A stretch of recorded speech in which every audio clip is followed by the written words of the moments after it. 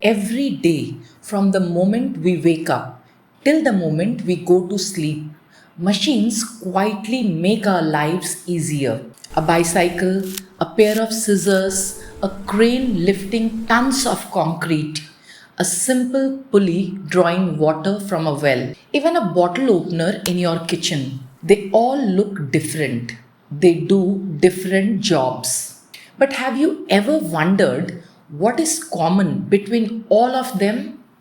How can a small pair of scissors cut something much harder than our fingers can? How can a crane lift something that no human being can possibly lift alone? How can pulling downwards make a bucket move upwards? Is it magic? No, it's physics.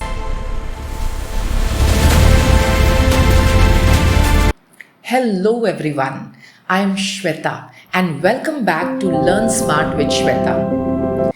Today we are beginning one of the most fascinating chapters in physics, machines. But today we are not going to study this chapter by memorizing definitions or formulas. Instead, let's think like physicists. Every machine has a story and today let's uncover it. By the end of this video, you will understand why a bicycle, a pulley, a bottle opener, a wheelbarrow, a pair of scissors, and even your own body all follow the same beautiful principles of physics. So let's begin our journey. Imagine you are living thousands of years ago. There are no engines, no electricity, no machines, no modern technology. One day you need to move a huge rock. You push with all your strength. It doesn't move. You try again. Still nothing. You try lifting a heavy wooden log. It's simply too heavy.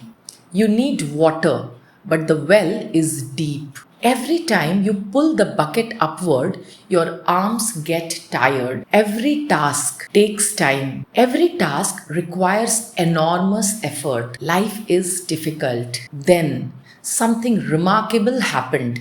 Humans made an incredible discovery. They realized they didn't always need more strength. Sometimes they simply needed a smarter way to apply that strength. That simple idea changed the history of civilization. From that day, humans started inventing tools that helped them do work more easily, more quickly, and more efficiently. These tools gradually became machines. So, what exactly is a machine? Is every tool a machine? Is a spoon a machine? Is a knife a machine? Is a bicycle a machine?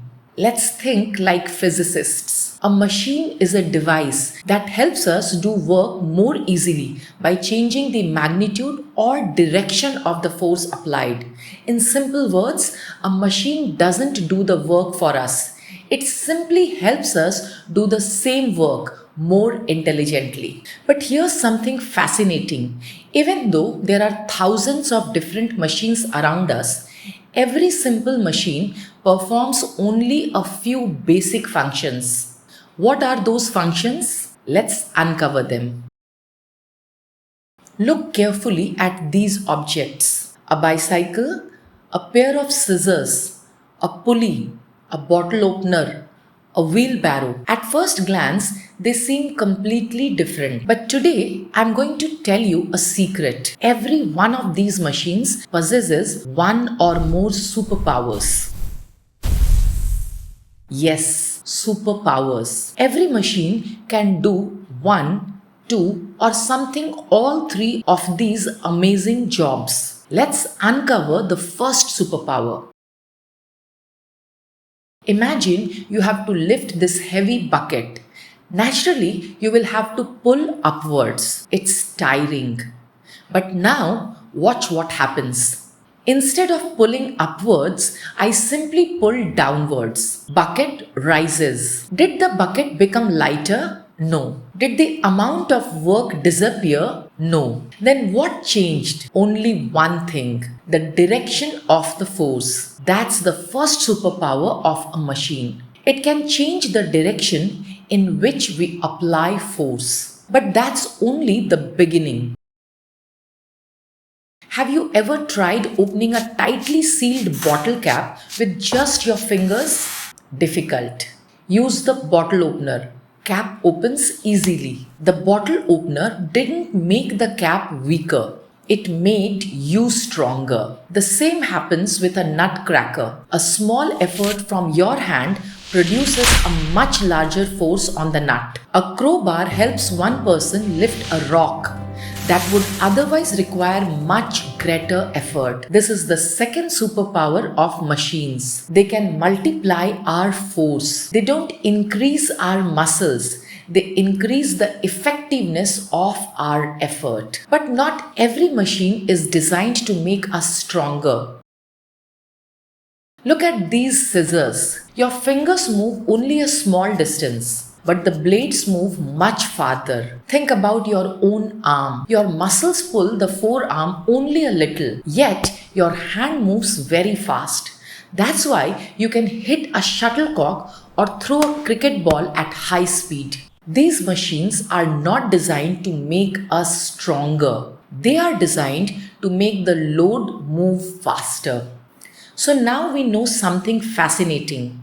A machine can change the direction of force, multiply our force, or increase speed. Every machine you see around you, from a crane to a bicycle, from scissors to the muscles in your own body, is using one or more of these three superpowers. But here's an interesting question. If one machine makes us twice as strong and another makes us 5 times as strong, how do scientists compare them? Is there a number that tells us exactly how powerful a machine is? There is. And that number is called mechanical advantage.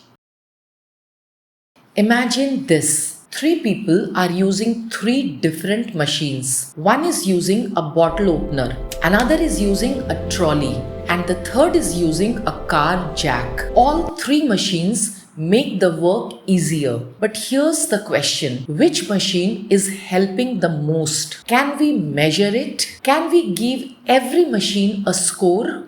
The answer is yes.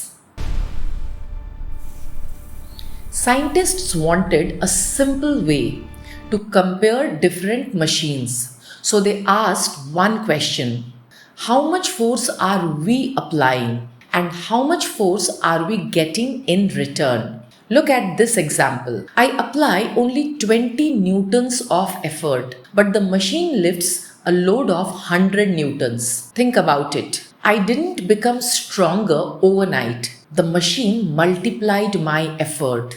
So, how many times has my force increased? Simply divide the load by the effort. This answer tells us exactly how many times the machine has multiplied our force. And this number is called mechanical advantage. In this example, the mechanical advantage is 5. In simple words, the machine makes my effort 5 times more effective. Bottle opener, mechanical advantage greater than 1. Crowbar, mechanical advantage greater than 1. Scissors, depending on how we use them, the mechanical advantage may be greater than 1 or even less than 1. But wait, can mechanical advantage ever be exactly 1? Absolutely. Imagine lifting a load using a single fixed pulley. You pull with 100 newtons. The load is also 100 newtons. Did the machine make you stronger? No. Then why we use it? Because it gives us another benefit. It changes the direction of the effort. Now look at tweezers. You apply a fairly large effort, but the force on the object is actually smaller. Here, mechanical advantage is less than 1. Does that mean the machine is useless? Not at all. Remember the third superpower? Machines like tweezers are designed not to multiply force, but to increase speed and precision. So, mechanical advantage greater than 1 is a force multiplier. Example, bottle opener, wheelbarrow, crowbar. Mechanical advantage equals to 1 is a direction changer, single fixed pulley. A good example. Mechanical advantage less than 1 is a speed multiplier. Example, tweezers, fishing rod, human forearm. So now we can answer a very important question. We know how much a machine helps us, but another mystery still remains. Is every bit of the effort we put into a machine actually useful, or is some of it lost along the way? Let's uncover the hidden physics behind that.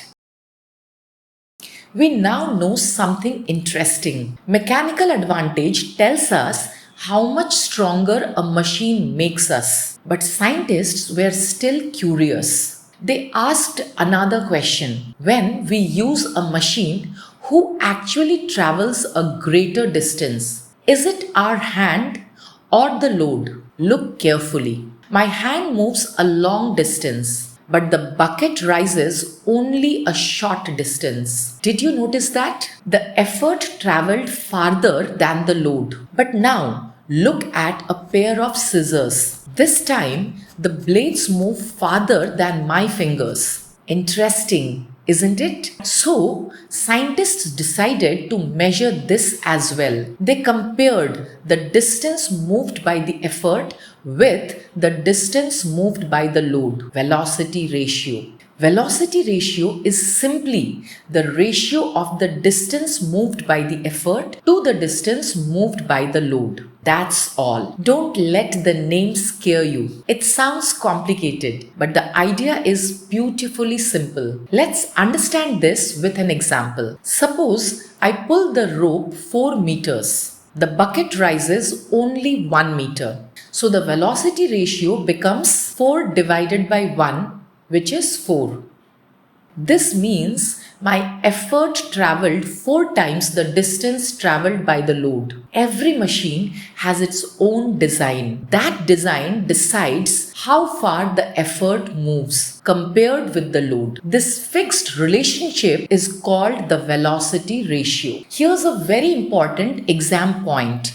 The velocity ratio depends only on the design of the machine. As long as the machine's design doesn't change, the velocity ratio does not change. Whether the machine is new or old, shiny or rusty, the velocity ratio remains the same because it depends on the structure of the machine, not on friction. One quick question. Does velocity ratio have a unit? No. Why? Because we are dividing one distance by another distance. Meters divided by meters cancel each other. So velocity ratio has no unit. So now we know two important numbers. Number 1. Mechanical advantage tells us how much a machine multiplies our force. Number 2.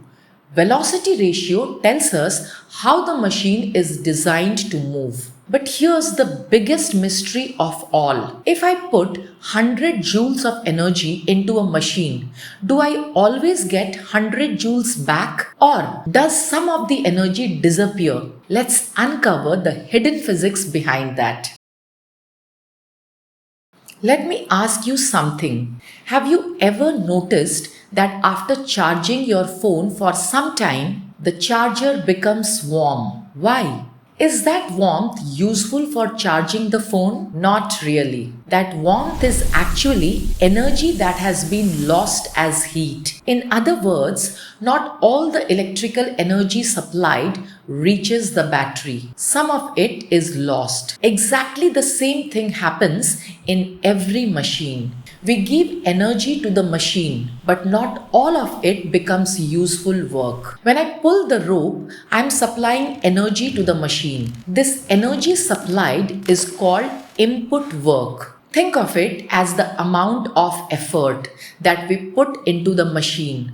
Now look at the bucket. The bucket has been lifted. The useful work done in lifting the bucket is called output work. Here's a question. Are these two always equal? You may think yes, but the answer is no. Think about a bicycle. As you pedal, the chain moves, the gears rotate, the wheels turn. But do all these moving parts move without friction? No. Some energy is lost in overcoming friction. Some becomes heat. Sometimes a little becomes sound. That's why the useful output is always less than the input. A machine can never create energy. It can only transfer energy from one form or one place to another. In an ideal machine, every bit of input energy becomes useful output energy. But in a real machine, some energy is always lost.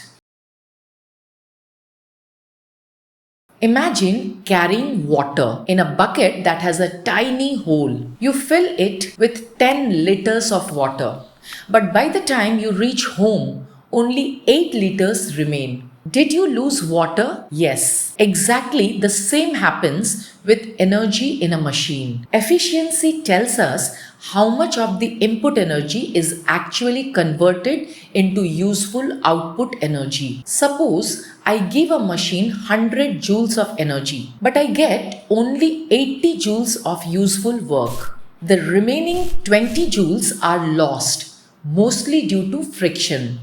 Therefore, the efficiency is 80%. Here's an important board question. What does it mean if a machine is 80% efficient? It simply means that out of every 100 joules supplied, 80 joules become useful work, while the remaining 20 joules are lost. We now know three important ideas: mechanical advantage, velocity ratio, efficiency. But here's the most beautiful part of this chapter. These three ideas are not separate. They are connected by one elegant relationship. Let's uncover that hidden physics. Throughout this journey, we have met three very important ideas: mechanical advantage, velocity ratio, and efficiency. They all seem different, but here's the mystery. Are they connected? The answer is yes.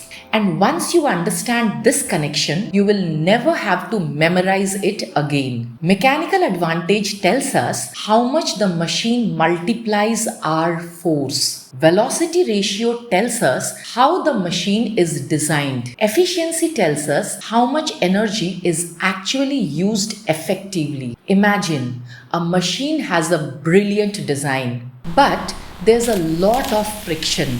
Will it perform as well as it should? No.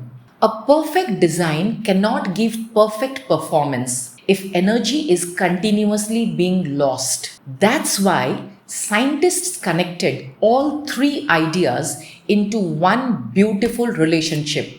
This equation tells us something very important. The actual performance of a machine depends on two things. First, how well it is designed, and second, how efficiently it uses the energy supplied. Now, let's imagine a magical machine. A machine with absolutely no friction, no heat loss, no sound loss, no energy wasted. Every joule goes into useful work. Such a machine is called an ideal machine. In an ideal machine, the efficiency is 100%, which means mechanical advantage becomes exactly equal to the velocity ratio.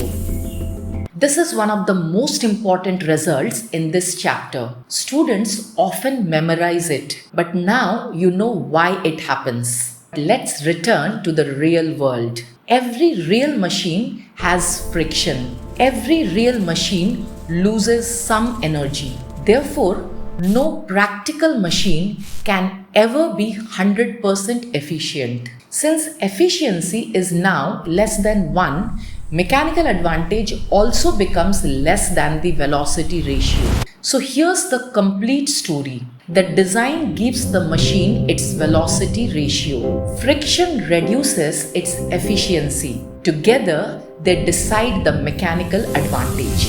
3 ideas, 1 beautiful relationship. That's the hidden physics behind every machine. But among all simple machines, there is one that you use almost every single day while opening a door, cutting paper, cracking a nut, lifting your school bag, even while nodding your head. It's called the lever. And believe it or not, your own body is one of the best examples of it. Let me ask you something. How many machines do you think you have used today? 5, 10, 20? The answer may surprise you. You have probably used hundreds. Every time you open a door, cut paper, lift your school bag, open a bottle, or even write with a pen, you are using one of the most useful simple machines ever invented. This simple machine is called a lever. At first glance, a lever looks very ordinary, just a rigid bar supported at one point. But don't underestimate it. This simple idea has helped human beings build civilizations, from moving giant rocks to building monuments, from opening a bottle to cutting paper. The lever has quietly helped humanity for thousands of years. Every lever has just 3 important parts, nothing more. If you understand these 3, you will understand every lever. The point around which the lever turns is called the fulcrum. The force that we apply is called the effort, and the object that we want to move is called the load. Don't just watch. Try this with me. Take a ruler, balance it, press one end, watch the other end rise. Congratulations, you have just made your own lever. But here's another mystery. How do levers stay balanced? Why doesn't one side always fall? The answer lies in one beautiful principle. In simple words, when the turning effect on one side becomes equal to the turning effect on the other side, the lever balances. We call this the principle of the lever. Notice something amazing? This object is heavier, yet I can still balance it. I didn't make the object lighter. I simply changed the distance from the fulcrum. That's the hidden physics. Scientists converted this idea into a mathematical relationship. Effort multiplied by effort arm equals to load multiplied by load arm. This equation simply says the clockwise turning effect equals the anti-clockwise turning effect. Divide both sides by the effort. We get mechanical advantage equals effort arm divided by load arm. Isn't that beautiful? The longer the effort arm compared to the load arm, the greater the mechanical advantage. But not all levers are the same. Sometimes the fulcrum is in the middle, sometimes the load, sometimes the effort. And that's exactly how levers are divided into 3 different classes. Let's uncover them. We have learned something important. Every lever has a fulcrum, an effort, and a load. But here's today's challenge. Can you become the physicist? Look carefully at this pair of scissors. Where do you think the fulcrum is? Where is the effort? And where is the load? Notice something interesting. The fulcrum is in the middle. Effort is on one side. Load is on the other. Whenever the fulcrum lies between the load and the effort, we call it a class 1 lever. Now let's find a class 1 lever inside your own body. Everyone, gently nod your head once. Your neck acts as the fulcrum. The muscles provide the effort, and the weight of your head acts as the load. Isn't it amazing? Even nodding your head is physics in action. Ready for the second challenge? Before I tell you the answer, see if you can figure it out yourself.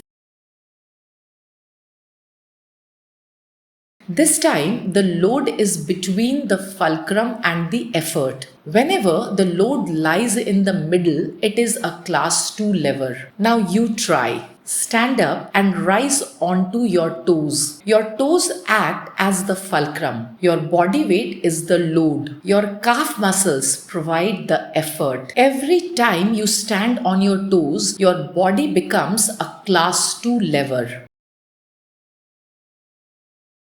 One final challenge. Can you guess this one? This time the effort lies between the fulcrum and the load. This is class 3 lever. Feel your biceps. When you lift your school bag, your elbow acts as the fulcrum. Your biceps provide the effort. The bag becomes the load.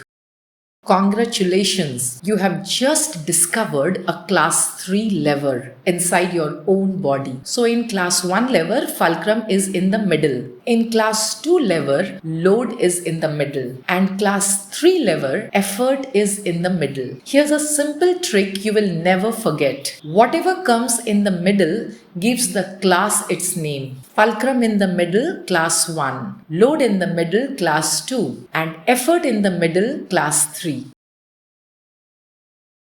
One last interesting observation. In most class 2 levers, the effort arm is longer than the load arm. So, mechanical advantage is usually greater than 1. In class 3 levers, the effort arm is shorter. So, mechanical advantage is usually less than 1. And in class 1 levers, it depends on the position of the fulcrum. Today, we didn't just study a chapter. We discovered that physics isn't locked inside a textbook. It's hidden in the bicycle you ride, the scissors you use, the bottle opener in your kitchen, the door you push, and even inside your own body. The next time you use any of these, don't just see a tool, see the hidden physics. And remember, let's think like physicists. Physics is everywhere. You just have to learn to see it.